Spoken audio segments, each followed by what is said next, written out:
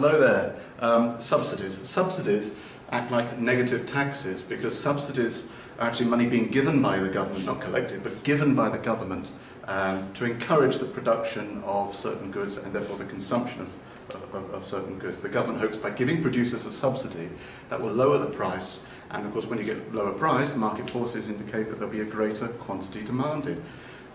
So this might be the case with, I don't know, eye tests or even sort of healthy foods and things like that. The government wants people to consume these goods more. A subsidy to the producers lowers price and encourages production. Subsidies might be given as well as a kind of form of protectionism to keep down domestic costs of production and therefore prices, and therefore to reduce imports.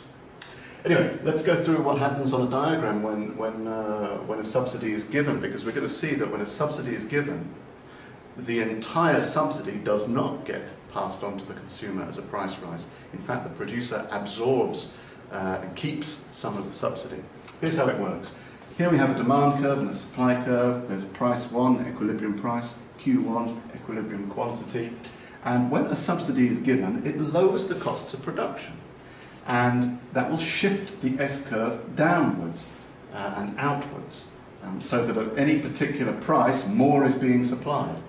The vertical shift of the supply curve is equal to the subsidy being given per unit. So let's look at this one. Here we are. S sub indicates from S1 that there's been a subsidy given. The vertical distance between these supply curves represents the subsidy being given per unit. Now, clearly we have a new equilibrium price here. There's our new equilibrium, P2, and a new quantity, Q2. So by giving this subsidy for whatever good this is, the government has actually encouraged a lower price and more output. So that's good. But look at this. If we go to the new equilibrium point here, and we look at the vertical distance between the supply curves, which is this represents the subsidy per unit times the number of units that are now being bought and sold, multiplied by that, and we have this area. Look at this area. This is the cost of the subsidy. This is the cost of the subsidy to the government, because it's the subsidy per unit times the number of units. But look at that subsidy per unit. That is not equal to the fall in price.